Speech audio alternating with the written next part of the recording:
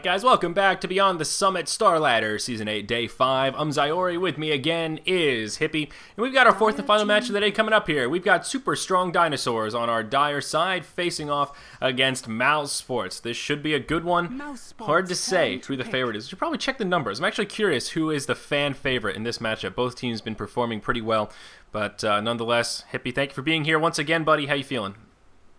I'm feeling great. I haven't gotten a chance to see or cast Super Strong Dinosaurs yet, but, you know, we talked with Snake King about it on the morning show a couple weeks ago. I want to see how they do, man. I'm excited for this team. Yeah, we got to see them yesterday or the day before. I can't remember individual games. When you cast 3 or 4 or 5 games a day, they all run together so quickly. I can't keep it straight. But they did perform pretty well in the one match that I was able to cast from them. So it should be interesting. Of course, Han Trash Unite here, Zion, PPD. I guess Snake King is a Han player from way back in the day as well, but PPD and Zai stuck around the scene a little bit longer. So you're absolutely right. Should be interesting here. Draft well underway. Let's break into it. SSD going to ban out the Crystal Maiden and the Lich. Mouz Sports going to ban out the Veno as well as the OD with their first 2 bans. So a little bit of a different take on the bans than what we've seen in the past few games. Lich and Crystal Maiden, both very powerful heroes. Lich we see in that banning position, but very seldom do we see a Crystal Maiden in that first ban type scenario. So that's going to open up for the first pick Visage, but Mouz Sports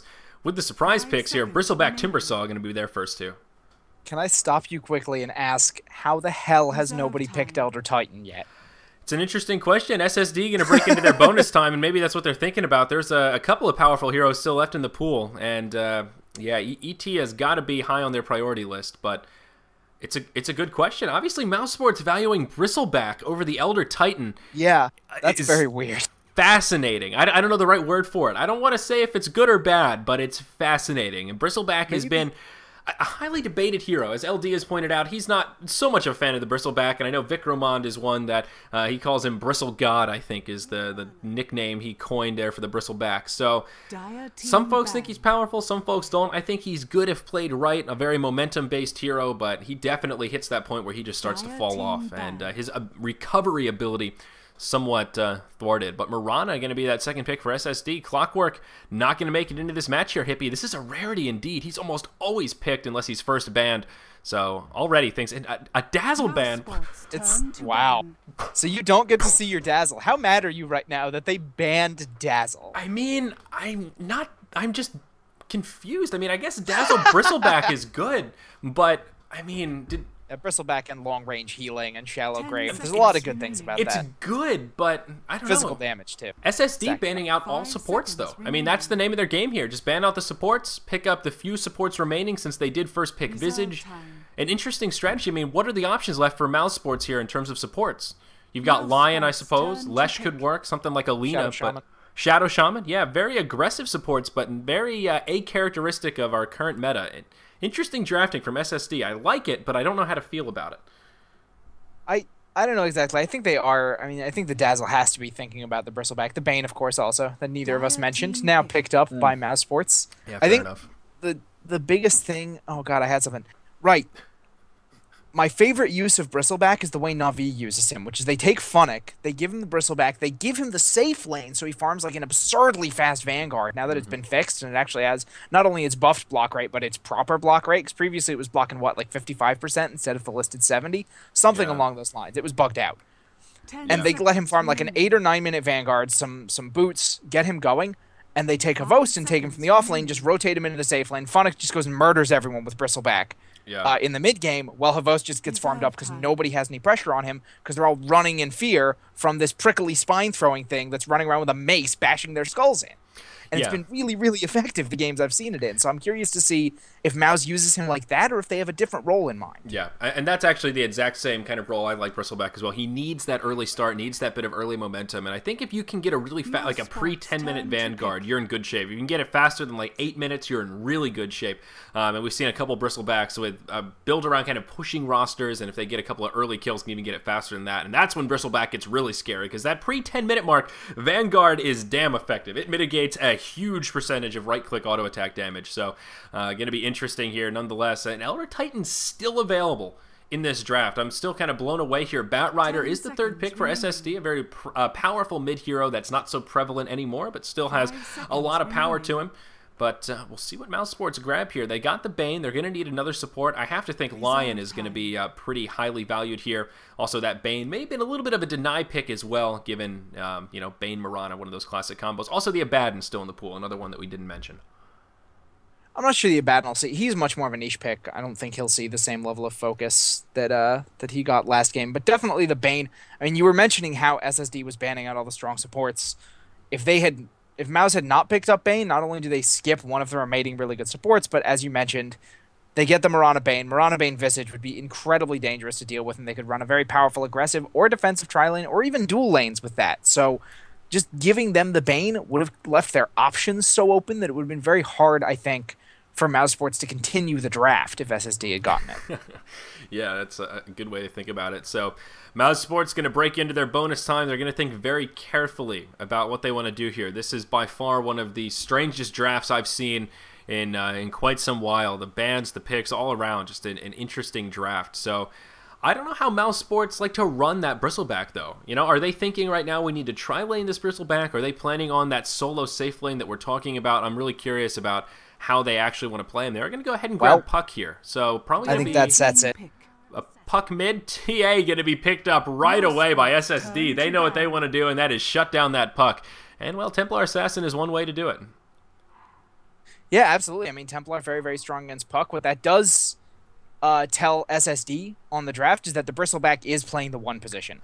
Because, I mean, with Bristle, Timber, and Puck, you're going to have Puck mid, Timber in the off lane, and Bristle farming up. Unless they want to do an aggressive tri-lane and safe lane the Timber saw, which is possible. But at the same time, it means that you can pick a carry to go longer than that Bristleback if you decide that's what you want to do. Yeah. So there's no more deception here. Cards are on the table. Does SSD want to run that Mirana as a support, or are they going to just play just as aggressively as Mouz Sports is going to and use her in the mid game? We'll have to see.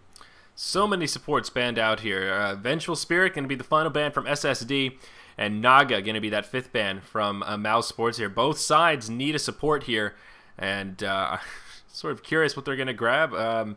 I mean, Alchemist could be an okay support here. We've seen Alchemist play that support role and be sort of a tertiary carry if the match time allows. So that could be an option for either of these teams, but still sort of hard to predict what's going to happen here. I think Lion has to be pretty sought after also. Mouz could still run a jungler too. Yeah. I mean, they could get the Chen, they could get the Enchanter, something like that. The Enigma, if they're feeling particularly greedy.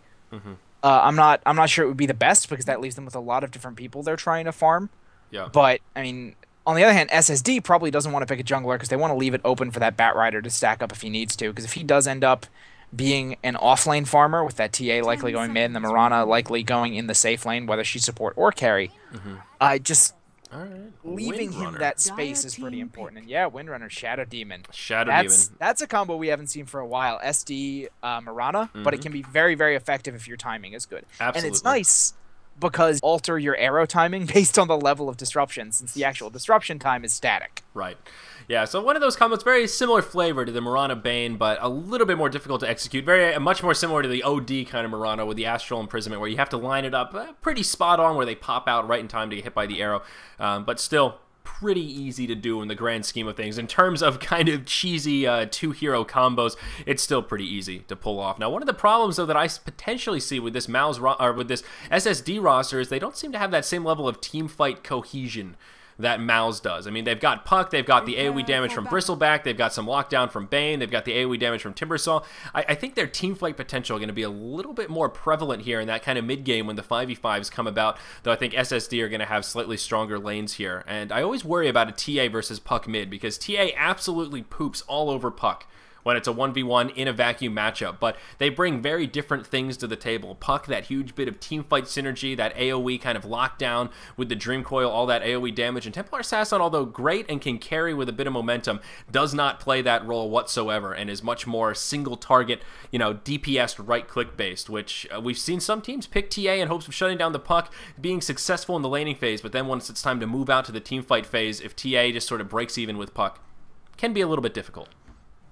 I think one of the things that Arise is going to be able to do is, especially if he goes for a high mobility build of Blink Dagger perhaps, although I've seen a lot of TAs going straight Yasha recently, skipping the Blink, but he'll be able to just blow up that Bane and get rid of that counter to the mobility that SSD have. They're kind of relying on the Mirana's mobility, as well as, obviously they have all ranged heroes, so being able to kite out, try and, stay at the edge of Bristleback's effective range without getting too close, just kind of chase other heroes around while not getting caught too close to get bashed on. So if you can blow off the Bane to get rid of the Fiend Script, to get rid of the Nightmare, to get rid of all that stuff, you are in a better position. And I think the big advantage SSD has is that their gank is just absurd. They have the Bat Rider, they have the Visage for damage, they have the TA for all that minus armor, the Soul Catcher from Shadow Demon, not to mention the Disruption setup. They have absolutely insane pickoff potential. But what the problem is, if they don't get those pickoffs, then what do? I think you're right. They have to be very worried about the team fight. Yep.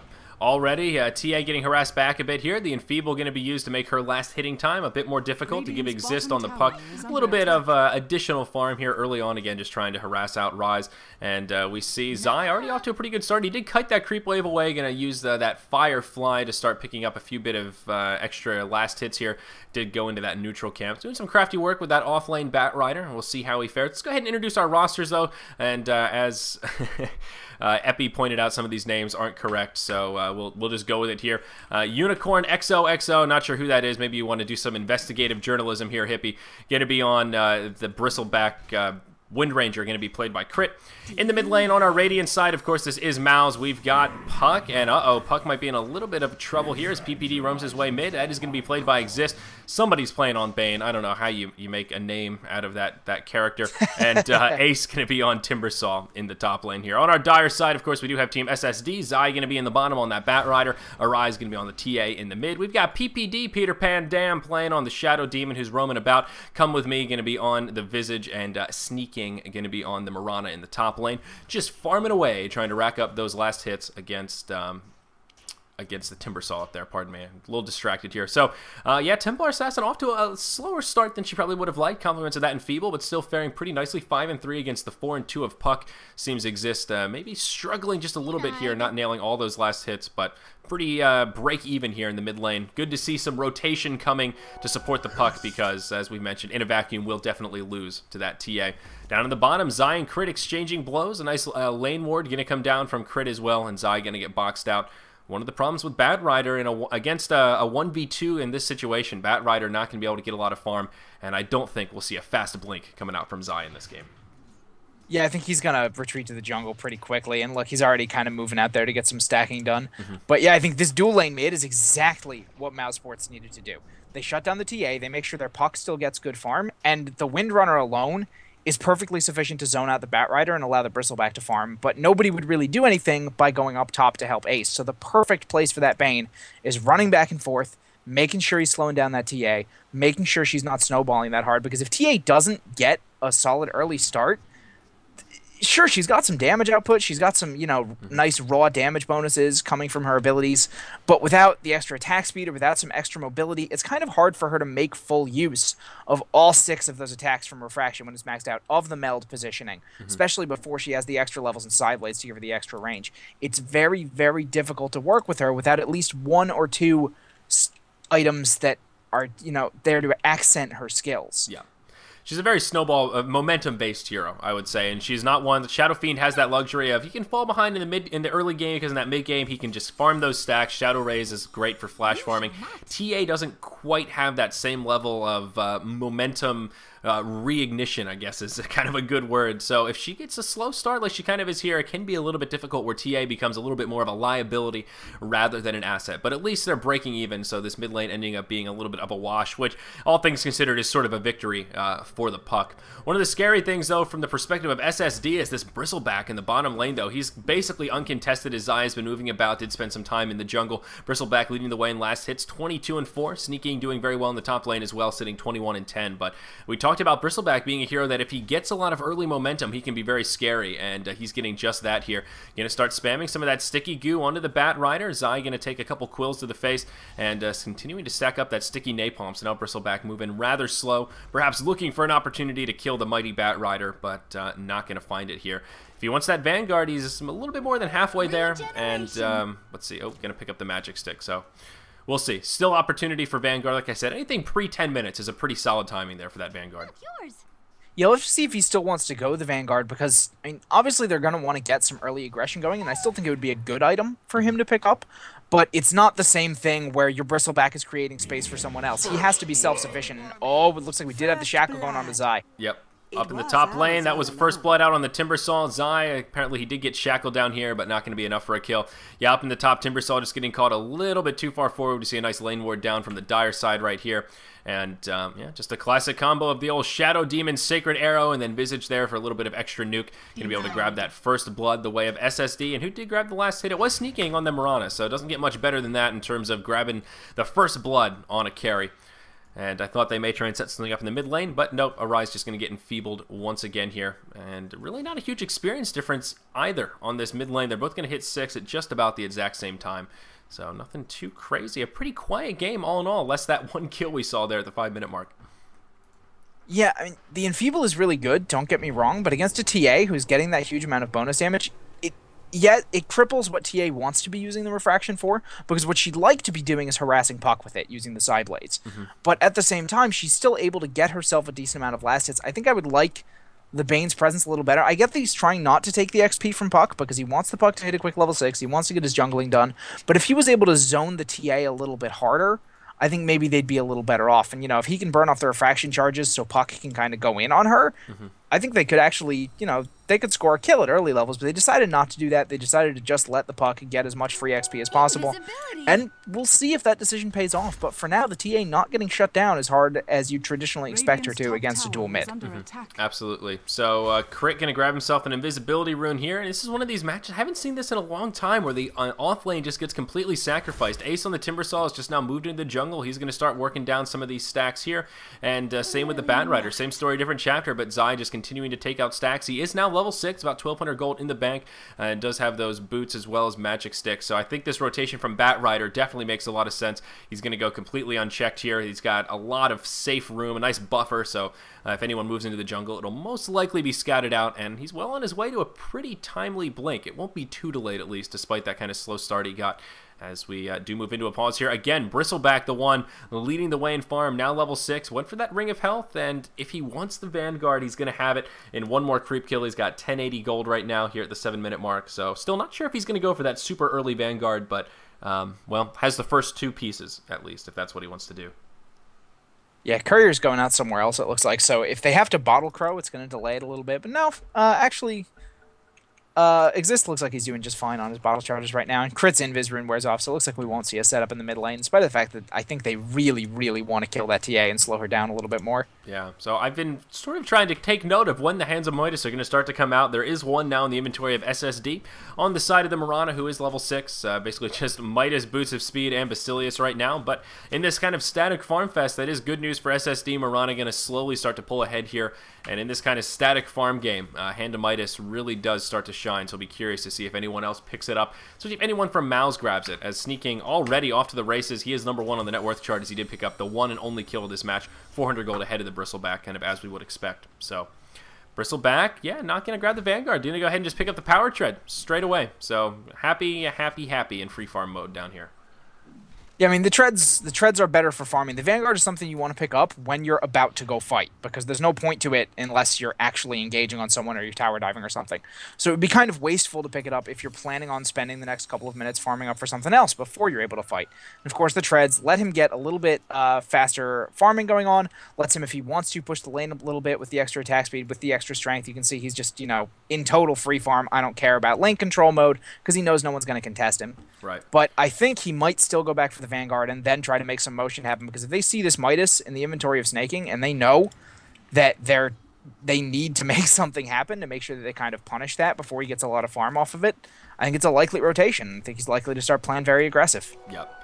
Absolutely right. So, very, very quiet game. Very acharacteristic of our CIS Starladder region here, but both teams just so comfortable. One of the outliers, though, is the offlaners now moving into the jungle. We've got Zai still just solo jungling on that Batrider, now at about 1,800 gold, so getting closer to that blink. And we see Timbersaw in the jungle as well, and he is struggling, notably more so than the Batrider. As you would expect, with those two rotating in the jungle, is going to shift things a little bit in favor of SSD in terms of more efficient farm, and of course, they do have the Midas, so not surprised to see see the gold graph about 1,500 in their lead. Experience graph even more, now about 3,000 in their lead. But in the bottom lane here, Visage possibly in a little bit of trouble. That Shackle not going to latch. That was a close one. I'd almost call shenanigans on that Shackle, just barely out of range. And Visage is going to survive. But up in the top lane, SSD going to grab themselves the first tower kill of the match. As the top tier 1 falls, Shadow Demon actually going to grab that last hit on the tower. Maybe a small misplay there, but still a nice gold boost for the rest of the team. And with that, Zai going to grab himself a Blink Dagger. Yeah, and that's... So let's see what this Batrider does with that, because I think if they pick up a couple of early kills on the Bristleback to slow him down and let that Mirana's Hand of Midas really, really just keep going and, you know, force TPs to try to defend the Bristleback, even if... a lot of TPs going bottom. Yep, this could be a disaster here. You're talking about Bristleback getting ganked, and this very well could be that opportunity. He's only got 2 points in the Bristleback ability. The arrow going to be off the mark. He's trying to head for the hills, is going to use that magic stick for a couple of charges here, and it's looking like he might be able to survive. TA going to hit him with a trap, and wow, 4 versus 2. They're not going to be able to finish off the Bristleback. Of course, he was headed for the hills, did have his back turned, so that mitigates a good bit of damage, but still, they just don't have the lockdown to finish him off. A sort of whiffed opportunity there, unfortunately, for SSD. If they could have killed the Bristleback, that would have been huge, but alas, he survives. And also, since he didn't go for the Vanguard first, going for the Power Treads first would have been a good timing to try and shut him down. Meanwhile, in the mid, Batrider going to hop right onto the Puck. This should be a kill, I think. Oh, no. Puck going to be able to phase shift, and Illusory Orb out. TA in Hot Pursuit, though, exists still in big trouble. One last phase shift going to buy him half a second there, but he is going to fall. Arise going to be the one to grab that last hit. That's going to make it 2-0 here at the 11-minute mark. SSD holding on to their lead and actually growing it now upwards about 3,000 gold, and Experience Graph holding steady at about 3,000. Yeah, and that was a really, really big commitment for SSD to go bottom with 4 heroes. They burned, I think, 3 TPs on that to get into position, and they didn't bring their one hero who gave them the best chance of actually getting the kill. So, of course, they got the kill on the Puck afterwards, but you have to think they obviously were more interested in the Bristleback kill. Maybe they jumped the gun a little. I get that the Bristleback was pushing the tower. They felt pressured to TP. But burning that many TPs and not getting anything out of it, that's a hit to your net worth. And, you know, it's cutting into the little advantage you were building yourself. Little things like that can swing a Dota game depending on how Mouz chooses to respond to it. Yep. I don't know if they want to play passive right here or what's going on, and it looks like we do have Unicorn's Vitality Booster coming out, so he is going to go that Vanguard. I want to see what he does with that. I really hope he doesn't just sit back and keep farming. I think he needs to do more. I would certainly agree with that assessment. And meanwhile, in the top lane, it looks like sneaking here. He does have a Perseverance. Is he going to get a Lincoln's? I can't imagine you'd want to grab a Lincoln's into a Bristleback, but not too many other options there with a Perseverance. Speaking of sneaking, he's going to be in big trouble. Down he goes. Puck has picked himself up a Blink, and yeah, sneaking going to get first-hand evidence of said Blink Dagger as he does fall. Wind Ranger going to be there to follow up damage. Unfortunately, Exists not going to be able to make it out, though. Zai going to use the Blink Dagger of his own to pick him off, grab him with the lasso, and of course, Arise going to be there to grab the kill. So at least they trade 1 for 1. Mirana for Puck, kind of a wash. Yeah, I mean, at this point, your Puck is just as valuable as the opposing Mirana, just because he really needs... You need to have him making things happen. I mean, similar to the Bristleback, because you're probably going to lose the late-game carry game, he needs to move it around, he needs to be getting these kills, and trading himself 1 for 1 in a kill, you know, spending time that he could be spending doing other things, I'm not really sure it is the best. The Mirana can just farm back up with her Midas, but the Puck can't afford to be falling behind at all right now. Yeah. I think that's definitely true. And also, Arise getting that kill. TA, we talked about getting that slow start. TA has picked up 2 kills now. He's sitting 2-0-0. So that is a good sign, at least for TA's recovery here. Now going to be number 3 on the net worth chart at about 4.8k. Nipping at the heels, the old Bristleback there, who's holding steady at about 5k.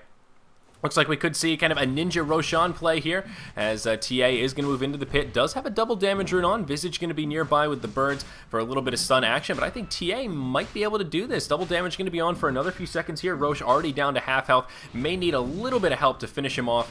But, yeah, Refraction double damage. A great strategy from SSD right here. If they pull this off with a solo Roshan kill here at the 13.5-minute mark, 5-second arrow going to come in, so this should be an easy Roche. This is big. This is awesome. Yeah, absolutely, especially when they're already securing themselves a bit of an advantage, getting themselves that Aegis, especially on the TA, so she can play a little bit extra aggressive, getting themselves that extra farm, getting her all that recovery experience. And, you know, she wasn't really doing that badly against the dual mid, as we mentioned, but this is just going to catapult her even a little beyond the Puck. She's now got 2 levels on him and is the highest level in the game because she got the majority of that experience from the Roshan. That could bode really, really poorly for Mouz, I feel. Yep, I absolutely agree with that. TA is a great hero. Don't get me wrong. I think I've sounded a little negative about TA's prowess. Definitely a strong hero. She's just very momentum-based. So if you get that momentum, no doubt going to be powerful. Come with me. Going to be in some trouble here, though. They are going to burn the Dream Coil for that solo kill. Oh, Zai, what a sloppy port. He's going to get killed as he ports in. Bane is going to get picked off, though. His Visage going to be back in, the Bird's going to be back in the action, pardon me. And now PPD going to be in a little bit of trouble here. Mouz still looking like they may be in good shape, but Sneaking going to bring his way in. They're going to finish off the Shadow Demon. So far, it's a 1 for 3, just being able to pick up the Bane, and Sneaking going to fall as well. TA, the only one left alive, still has the Aegis in tow, so they haven't picked her off yet. Ace trying to move around the trees, going to find a little bit of an opportunity here, and yeah, Arise just going to give up, not going to go for it. That was the sloppiest defense I think I've ever seen. SSD, yeah, it was up there. That was rough, man. Porting in just one at a time, feeding those kills in. If Zai hadn't ported in at the front of that tower and could have blinked, grabbed somebody with the lasso, that could have been a totally different fight, but the Bat Rider just getting obliterated. They do get a cleanup kill as Arise picks off crit on that Wind Ranger, so at least they make it a 4 for 2, but you know, I was starting to think that SSD was going to be able to walk away with this game, but now we've leveled it out a little bit. Mal's going to have a sign of life, and that gold graph going to start to move in their favor, though still at a deficit. Yeah, definitely. It was just after, I find it funny, I literally just said this bodes a little poorly for Mouz, and then bam, they get a huge team fight win in there. Oh, it looks like we are going to maybe have Timbersaw picked off as well. I don't think he has. Yeah, he had no tree to get back to right there after that pullback. But I think another thing we just have to think about very quickly is that when they're diving a tower like that, they know their team fight is a whole lot better than SSD. SSD is all pickoffs. Yeah, absolutely. And that was, I think, again, I don't want to single out Zai too much, but I think Bat Rider was the driving force right there. I mean, TA ported in and was able to do enough burst damage and pick up a kill pretty much right away, then move about the trees. Bat Rider just ported in and died instantly. He didn't get an auto attack off, didn't do anything, just got obliterated. Here in the mid lane, a Shackle is going to connect with PPD, going to use the defensive disruption, but he still may be in a little bit of trouble. He's going to head for the hills. Yeah, down he goes. Arise now going to join the mix, but Mouz already in full retreat mode.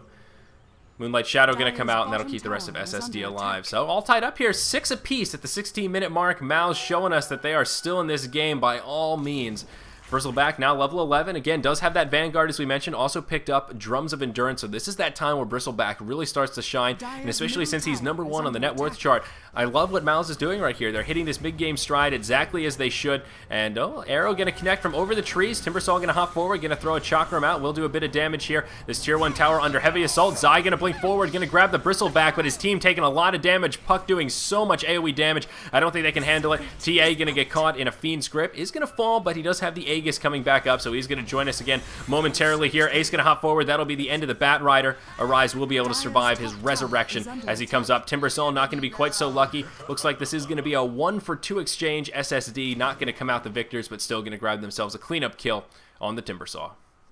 Yeah, I mean, I know you want to kill the Bristleback, but initiating on him at this point just seems a little iffy to me, especially when his back was turned to the rest of your team. I think that was the biggest thing. He's pulling him back, and everyone's hitting him in the back. The spines are firing. You're not dealing enough damage. He got out of that Flaming Lasso, still had 800 hit points, and just immediately chased down the Bat Rider while the rest of that fight was going on. Yeah. No fear whatsoever. You know, the rest of his team was dealing with everyone else, and he says, "You have the gall to blink in and drag me? No, that ain't gonna fly right now, buddy." Yeah, no, I think you're exactly right. I mean, Bristleback is at that point right now. This is that mid-game where you can't really live with him and you can't live without him. Sort of, you focus him down and you get destroyed by quills. You don't focus him down and he destroys you with his quills. So this is that sort of time where you just want to avoid the Bristleback. Just CC him and run away and farm up until you can get to that later point in the mid-game where Bristleback starts to fall off a little bit and you can overcome the Vanguard and the amazing passive of Bristleback himself. I hate those self-named abilities. There's no way to say it without sounding a little bit goofy. But yeah, this is that time where you just don't want to fight against the Bristleback. So again, I like what Mouz is doing with hitting that timing. We're a little worried they may spend a little too much time farming with that Bristleback, but it seems they have that timing on lockdown and going to execute appropriately.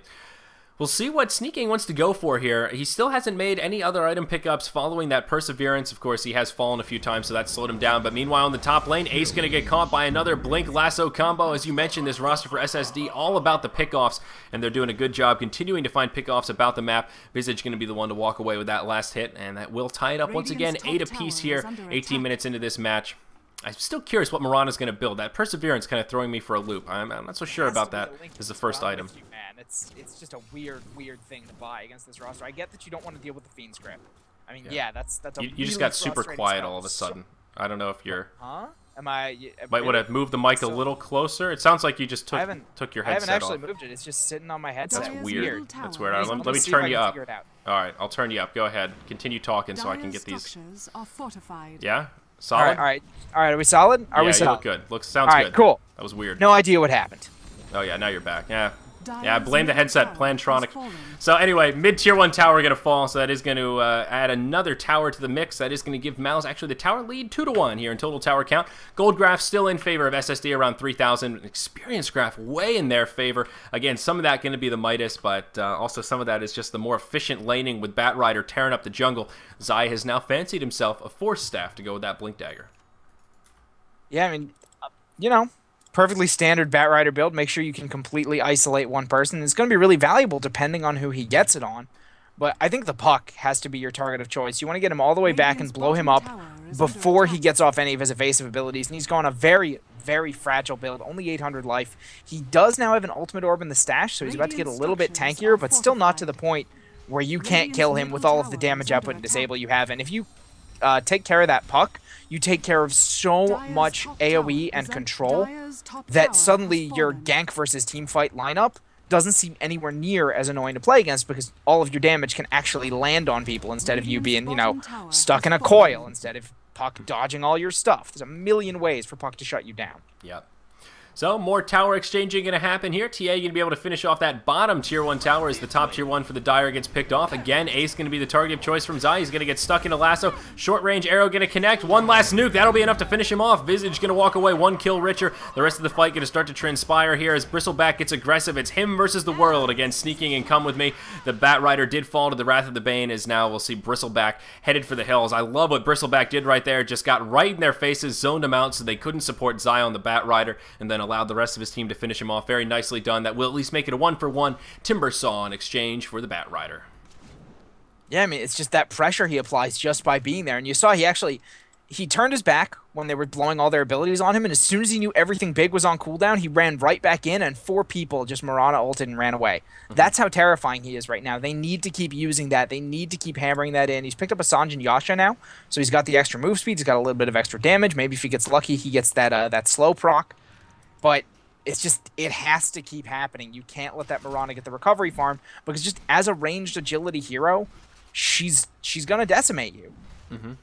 Yeah, you're absolutely right. So, yeah, Mirana seems to be committing to this Linken's. Does not have an ultimate orb, and that's going to be just about 1,300 gold. Yes, indeed. I don't know what... I don't like it. I don't know how to feel about this. I know chat is blowing up here as everyone else is saying the same thing. Just why would you get Linken's into a Bristleback? You have a 1.5 second cooldown Linken breaker that he's trying to spam on you anyway. Are you ever going to use that Linken's to anything useful? I don't know. We'll see. Maybe it'll come in handy in the bottom lane here. Ace going to get caught again. They just keep picking on this Timbersaw. Zai has used Lasso on him at least like the last 3 times in a row or something as he does fall once again. In the mid lane, PPD almost in some trouble, but is going to be able to port out. There's that Shackle flying all the way back to the base. It'll stun him. No trees to latch onto. It's funny how some abilities do that. They don't disjoint. They just fly all the way back to the well. Always just a little bit jarring.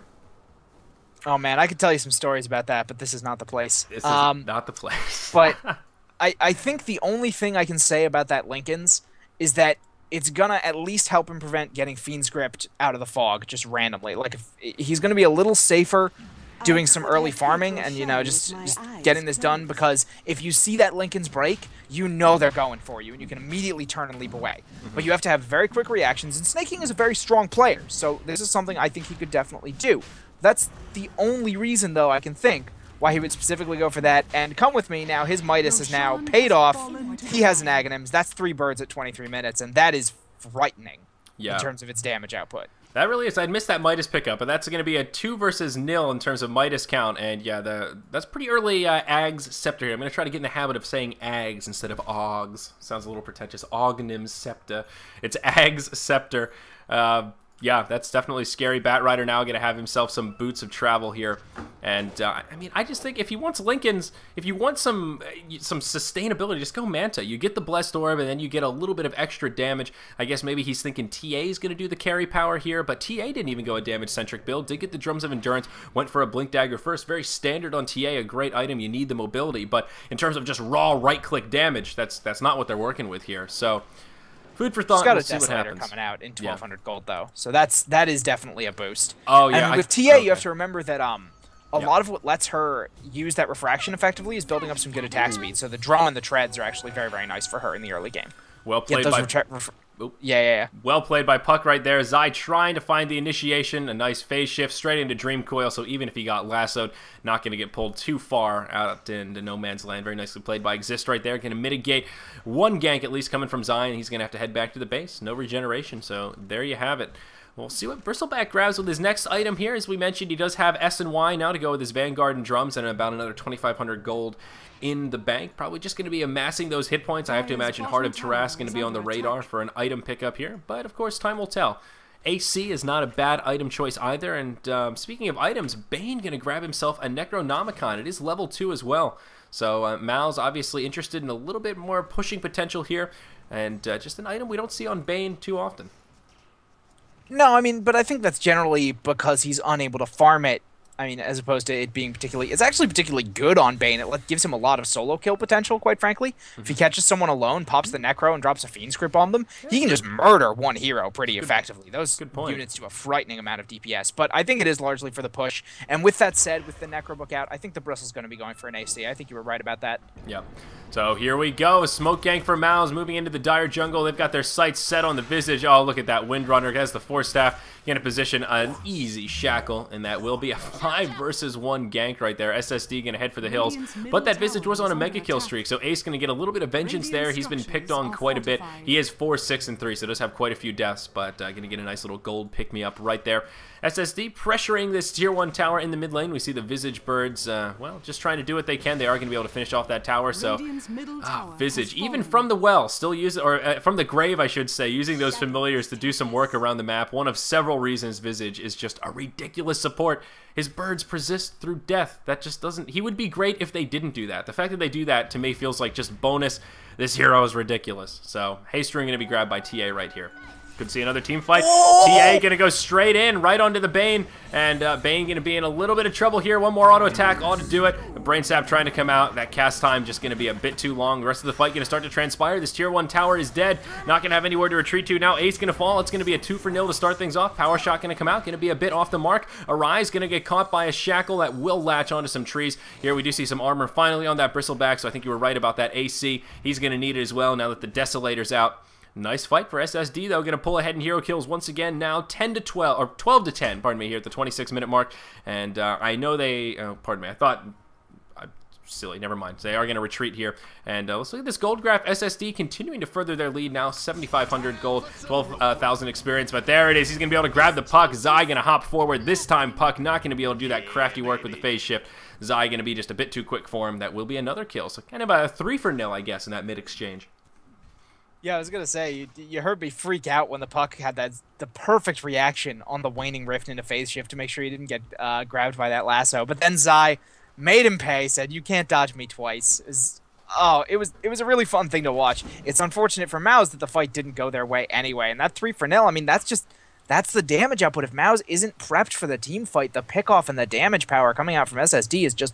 It's too strong for them. Murata now has a Crystallis, so she's got some damage output coming in, along with the TA Desolator and just overall good damage output from TA's skills. If they can get any sort of focus fire down, people are just gonna drop. Aside from Bristleback and, of course, the Timbersaw, the rest of that Mouz lineup is really squishy. Yeah. Absolutely, and this is a game where it seems pretty clear that SSD going to have the carry advantage in the late game. Again, all things equal, TA Murata going to out-carry anyone on the roster of Mouz. So It's a little bit interesting now that we're at this point. Things for Mouz going to be a bit more difficult. Zai, again, going to be able to use that lasso. Going to use it on the Bristleback this time. And I don't know that they're going to have enough damage to set up a kill. That Firefly is doing a lot of damage, trying to stack up that sticky napalm. He's going to get put in a disruption. The arrow going to fly, not going to connect, unfortunately. But Bristleback, it's him against the world. Unfortunately, he can't carry the world on his back. And SSD going to grab themselves a kill on kind of the most valuable target here. The rest of Mouz going to follow suit. They're going to hop forward. That's going to be a Dream Coil to start things off. Batrider going to fall. Bane going to get taken out shortly after. That's going to make it a 1-for-1 following the death of the Bristleback. And everyone else from SSD going to be able to head for the hills. So a noble effort for Mouz to get some vengeance, but unfortunately only able to trade a 1-for-1, sacrificing their Bane in exchange for the Batrider. Yeah, and don't forget that all that time, Come With Me wasn't even there. He was pushing the top lane. Oh, yeah. Fair enough. Visage not even in the fight, and he's going to use that familiar stun to go ahead and port out right there. But yeah, things starting to look a little bit more grim for Mouz. Not only are they going to get out-carried by these item choices and hero picks from SSD, the Desolator and the Crystallis most notably, but also just the hands of Midas. 2 Midas versus none. It's easy math there, Hippie. I know which team is going to come out ahead in the long run, and those Midases are really starting to pay off. They've both totally exceeded their ROI, and now it's just all profit, baby. Assault Kuras going to be coming out on that Visage eventually. He's already got the Medallion of Courage, and that will be a scary time indeed. A Bristleback, probably going AC. Of course, someone in chat mentioning could be getting a Shivas. Fair enough. Very well could be a Shivas, but I think AC is probably the smarter choice here. Yeah, I think it could be the Shivas. Like, it's equally good in terms of his defensive properties, obviously. Well, not equally, but close. And, oh, Batrider gonna get that Timbersaw pickoff. Poor Ouch. Ace, man. He really, That's a pickoff that can't keep happening. They need him to have a bigger effect in these team fights, and just having Brown Boots bottle Bloodstone right now is not enough. Just look at the death count. Everyone else is like 2, 3, 4. He's at 8. 5, 8, and 3 on that Timbersaw. He has just been picked on this entire game, and I feel like his positioning hasn't been that terrible. I mean, a lot of these times Ace has been picked off. He's been sort of forward, but he's just solo, and there's just nowhere to go. Batrider sees him, grabs him, and they're able to kill him before he can even Timber Chain away. So it's been pretty impressive. It seems like SSD have been gunning for him a little bit, because I don't want to fault him for his positioning being terrible, because I guess he was a little far forward up here, up in the top lane, but I don't know. I wouldn't have said he's in no man's land. I think with regard to map positioning overall, it wasn't that bad, but you also have to consider it's not really safe to be farming up there with no nearby tower and no ward watching, especially with a Batrider on the other team. Yeah. So I do think he was a little too ballsy with where he was farming. He could have avoided that. At the same time, I do understand he needs gold, and sometimes, you know, you have to take those risks, and sometimes they pay off, sometimes they don't. You can't always play super safe Chinese Dota and just farm your way into the game. And Mouz, you know, they're behind in gold, they're behind in experience. They need to take some risks, and they need to execute some really good team fights to get back into this. Yeah. I do think, though, that they can execute their way back in. At least for the next 10 minutes or so, and then the Mirana and the TA will just be too much. Yeah, I think they have a short window here. Maybe after Bristleback and grabs that AC, maybe that'll be that window of opportunity where they'll have you know, some potential here. He does have the Hyperstone and the Plate Mail, so he's actually getting close to finishing up that AC, and that could be their golden window of opportunity where they can make it happen. Puck still holding on to that Ultimate Orb, trying to farm up a Sheep Stick undoubtedly here, but actually getting kind of close. He's got 2,500 in the bank, still needs to farm a little while longer. If they can get an AC and a Sheep Stick, pretty well timed here. Ace has finally been able to grab his Bloodstone. Not all hope is lost, but it's going to continue to get more and more difficult still. No Midas is coming out. I doubt they'll grab any. Zai is waiting. And oh yeah, there it is. He's going to go ahead and grab himself a Bristleback. TA going to blink over. Are they going to have enough damage to finish off this kill though? Right now Bristleback is all by his lonesome. Nice stuns coming out from the Visage Familiars to buy themselves a little bit more time, but they're just not going to have the damage. Puck going to come in with the Dream Coil. That's going to delay them a little bit. A Shackle going to come. Will latch onto the TA. Chakram. TA going to be in a little bit of trouble here. Ace going to hop forward. Moonlight Shadow going to come out. Will Ace survive this? And it looks like he will. Flame Break going to buy him some time. Oh, that Timber Chain going to be off the mark. And that's the window that Arise needed to get that blink cooldown. And he is going to head for the hills. That arrow going to fly. Going to force the Windrunner to turn about face.